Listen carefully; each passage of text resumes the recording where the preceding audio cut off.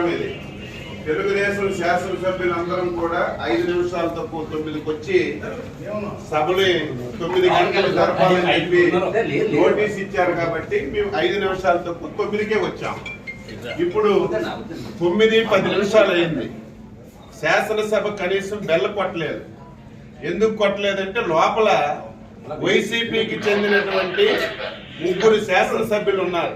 అంటే ఈ ముఖ్యమంత్రి మీద, ఈ ప్రభుత్వం మీద వైసీపీ శాసనసభ్యునికి ఏం నమ్మకం ఉందో ఈ రోజు ఈ శాసనసభ సాక్షిగా ఈ రోజు తెలిసింది.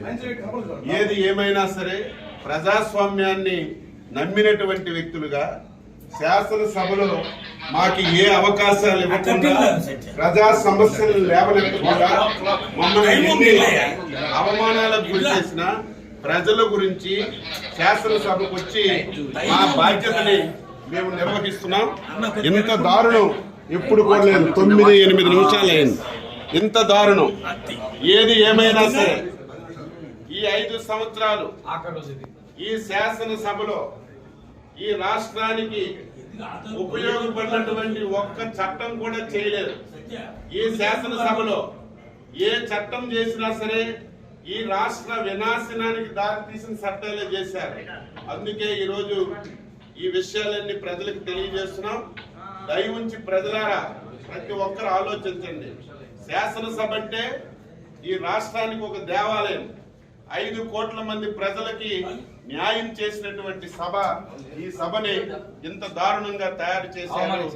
ఈ రోజు జగన్మోహన్ రెడ్డి ముఖం చూడాలన్నా, శాసనసభకు రావాలన్నా నీ శాసనసభ్యులే ఈ రోజు రావడం లేదంటే ఇప్పటికైనా సిగ్గు తెచ్చుకోమని చెప్పి ఈ సందర్భంగా కోరుతున్నాం.